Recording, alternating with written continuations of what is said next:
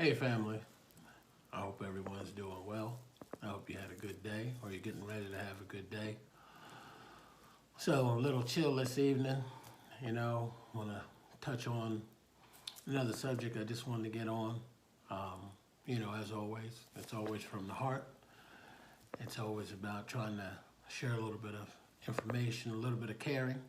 Like I always say, I have love for you and there's absolutely nothing you can do about it. So this one is about your actions and how they matter. Your actions matter.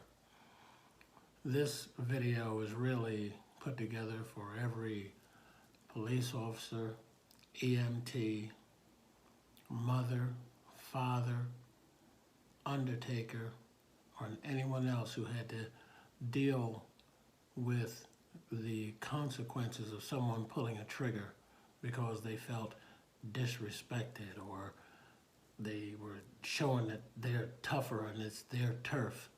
Your actions have amazing, amazing consequences, not only to you and to your family, but to everyone else who comes in contact with the people that you come into contact with. You pulling that trigger, meaning to hit 1 or 2, and you wind up hitting 3 and 4 and 5. Your actions truly, truly, truly matter. I told you a while ago, I was a police officer in Washington, D.C. During that time, there were numerous murders. Homicides were just rampant. The district I was in, 6D, go 6D. With these hands, I have picked up the bodies of numerous dead kids whose bodies were thrown into dumpsters and left in those dumpsters and found in the morning when people would come out emptying their trash. Bodies of kids who had their heads duct taped and the shotgun blast shot through their head and pick up their skull fragments, their eyes, things of that nature. And although that was almost 30 years ago, I see the same thing going on in city after city after city, and it's truly just a sad, sad thing, because what I find is a lot of people are doing these homicides over the same thing that they were doing it back in the 90s. It's just amazing how much and how easy we just kill each other.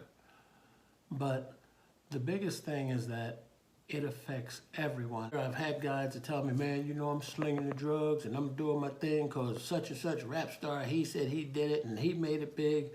Let me tell you something right now. I don't give a damn how big your car is, or how big your house is, or how many cars you have, or how many girls you have over, or guys you have over. I'm telling you, when you lay your head down at night knowing that you've killed X amount of people and that your friend, your family, or someone else may be talking to the FBI or to the police right now about you, you will never sleep well.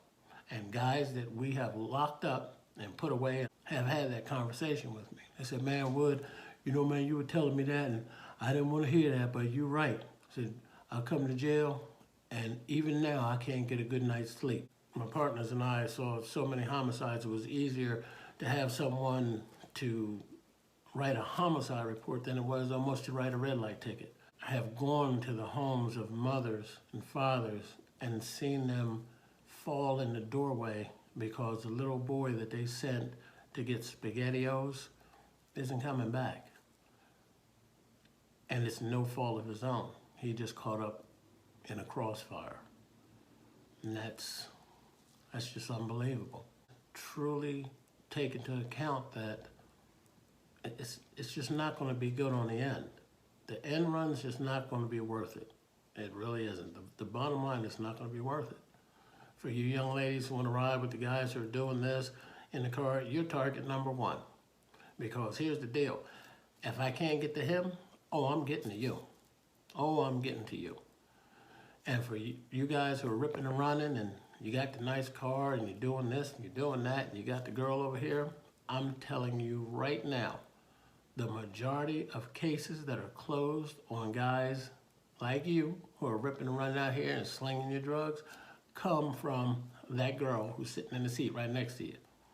Because the second she finds out about the other 5 girls that you have, ding-a-ling-a-ling, hello, police, let me tell you, he's got the drugs coming in at this date and at this time and blah, blah, blah, blah, blah.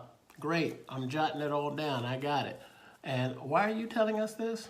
Because he's with that other bitch and she don't look good as me and I don't know why he does. And that's the calls we get. Not stereotypical, that's the calls we get from where I was in my district. All right? So, first killing that I saw, 2 friends. One guy was the drug dealer. And what did he do? He talked to his friend, gave him some money. The guy didn't pay him back. They walked down the alleyway.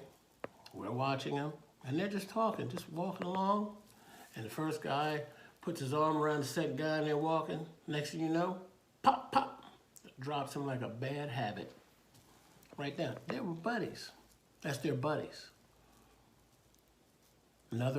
We had a guy where the drug kingpin told him, we're coming to get you, dude. We're coming to get you. Make sure you're home. That's bad when they tell you to come to get you and be there at 7:30. It's like a dentist appointment or something. He missed the appointment. So it was no problem. They went into the house and killed everyone in the house, including the baby in the crib. Killed everyone because he wasn't there. You think he's sleeping good now? If he's still living? You think if you had the biggest house on the hill, biggest, baddest car, money in the bank, fine women, think he'd be able to sleep well at night knowing that everyone got slaughtered in that house because of his actions? No, I don't think so. I don't think that's going to happen. So, to all of you guys that think, I'm going to make the fast money, I'm going to do it, I'm going to get out there and I'm going to do.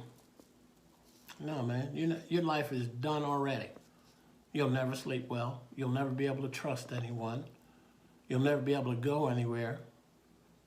It's the old story. It's right next to prostitution, dude. That's an old story.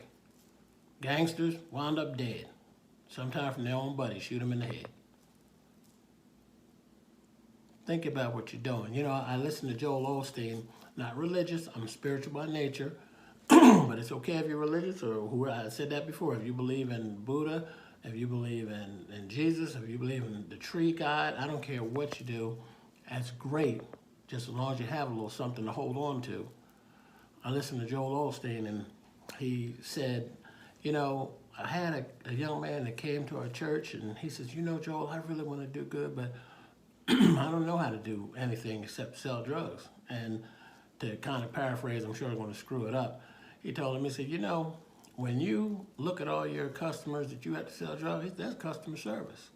He says, when you have to figure out how much drugs you need to bring in and how to cut it up and how to package it right, he's like, that's managerial decisions. He says, you're already running the business. You're just running the business that's causing you a bunch of heartache and pain. Go listen to Joel.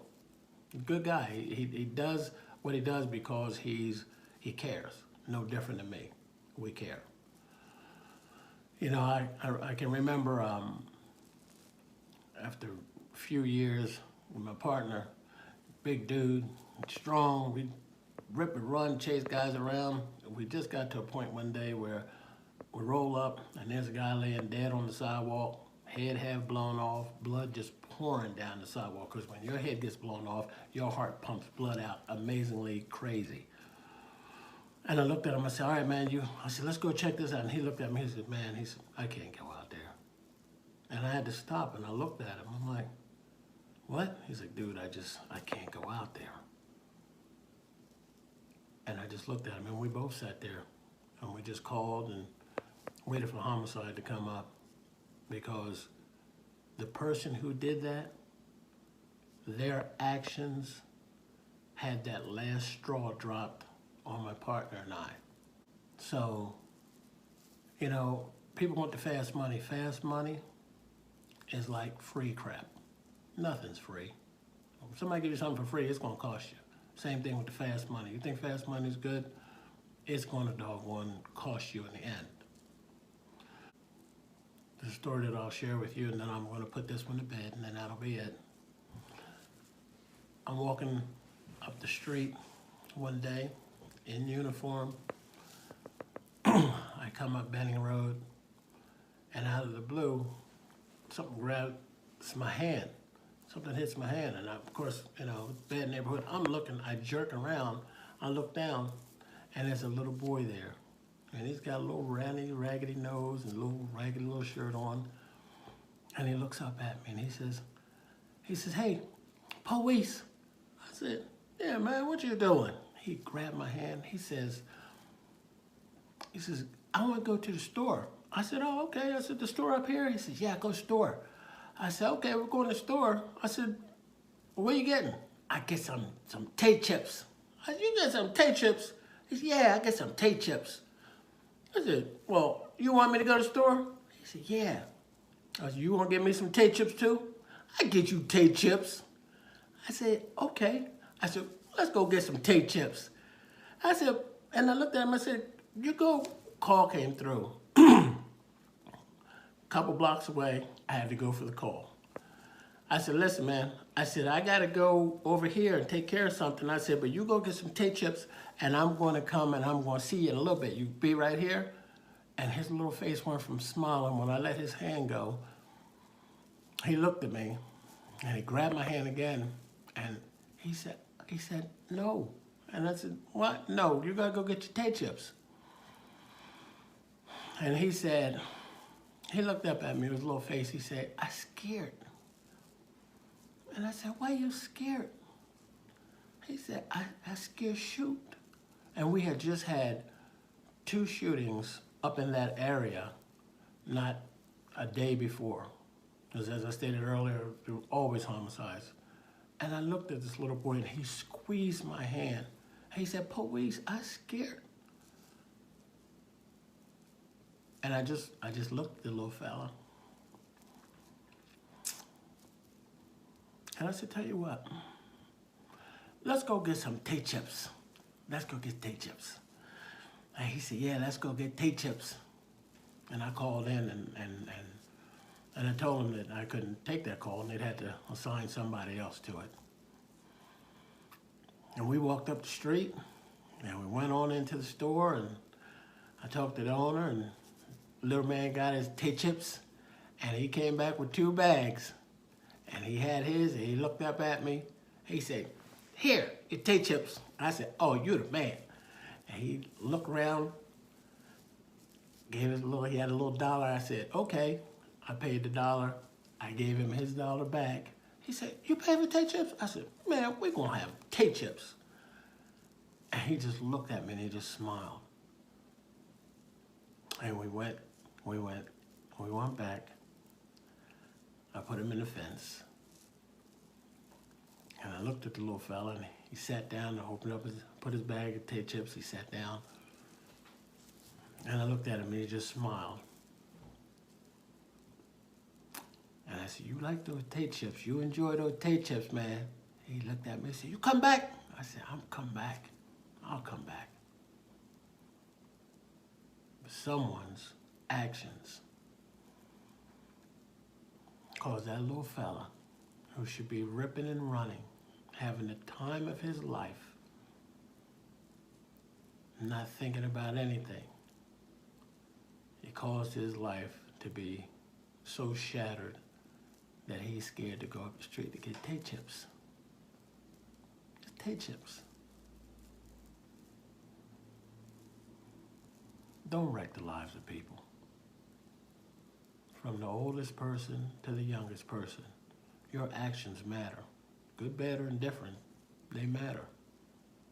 We need to do something about this. We need to be constant and vigilant on doing something about this. Because no different than little man, there's someone right now who wants to go get some Tay chips and they're scared to go. They're scared. That's what he said, the little fella. "I just scared." So, family, as always, It's right here. It's right here. I love you. There's nothing you can do about it. Until the next time we speak, the next time we see each other, be safe, share some love with someone else, because that's what it's all about.